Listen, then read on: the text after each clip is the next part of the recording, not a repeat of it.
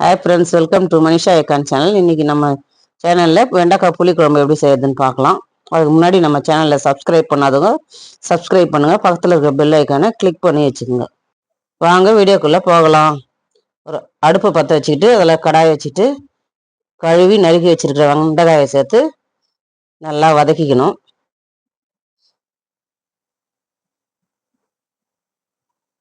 வதங்கினதும் அடுப்பில் ஒரு பாத்திரத்தை வச்சு அதில் எண்ணெய் ஊற்றி கடுகு, வெந்தயம், பூண்டு, நறுக்கி வச்சுருக்க வெங்காயம், கொஞ்சம் கொத்தமல்லி போட்டு நல்லா வதக்கி எடுத்துக்கணும். நல்லா வதங்கினதும் ஏற்கனவே வதக்கி வச்சுருக்கிற வெண்டைக்காய்ங்களை அதை சேர்த்து அதையும் நல்லா ஒரு வதக்கிடணும்.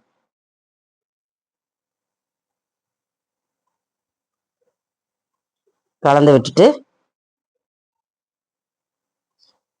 ஒரு ஸ்பூன் மஞ்சள்தூள், 2 ஸ்பூன் மிளகாத்தூள் சேர்த்துக்கலாம்.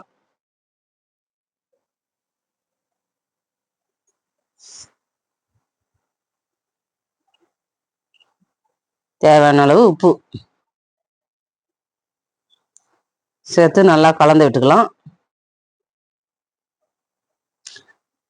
ஒரு 4 துண்டு தேங்காயும் 2 தக்காளியை அரைச்சி வச்சு விழுது சேர்த்து நல்லா கலந்து விட்டுக்கலாம். இது சேர்க்கறதுனால குழம்பு கொஞ்சம் திக்னஸாக இருக்கும், டேஸ்டாகவும் இருக்கும். சொல்லணுமா? தேங்காய் அரைச்ச மிக்சி ஜாரை கொஞ்சமாக அலசி அந்த தண்ணியும் சேர்த்துக்கலாம். அதில்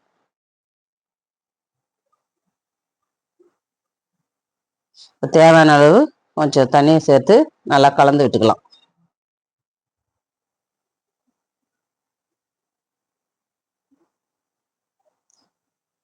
நமக்கு இன்னும் கொஞ்சம் தேவைன்னா கொஞ்சம் தண்ணி சேர்த்துக்கின்னு கலந்து விட்டு மூடி வச்சு வேக விடலாம்.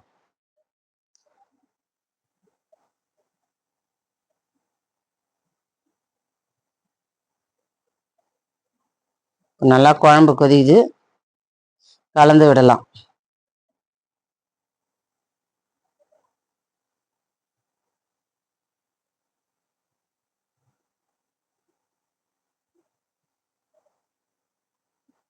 கொஞ்ச நேரம் மூடி வச்சு ஒரு எலுமிச்சை அளவு புளி ஊற வச்சு கரைச்சி வடிகட்டி எடுத்து வச்சிருக்கேன். இப்போ காய வந்துருச்சான்னு பார்க்கலாம். இப்போ புளி கரைசலை சேர்த்துக்கலாம். அதில் இப்போ நல்லா கலந்து விட்டு கொதிக்க விடலாம் மூடி வச்சு. இப்போ நல்லா எண்ணெய் பிரிஞ்சு வந்துடுச்சு, கலந்து விட்டுக்கலாம். வெண்டைக்காய் புளி குழம்பு ரெடி. இந்த ரெசிபி உங்களுக்கு பிடிச்சிருந்தா லைக் பண்ணுங்க, ஷேர் பண்ணுங்க, கமெண்ட் பண்ணுங்க. மறக்காம மனிஷா ஐகான் சேனல் சப்ஸ்கிரைப் பண்ணுங்க, பெல் ஐக்கானை கிளிக் பண்ணுங்க. தேங்க்ஸ் ஃபார் வாட்சிங்.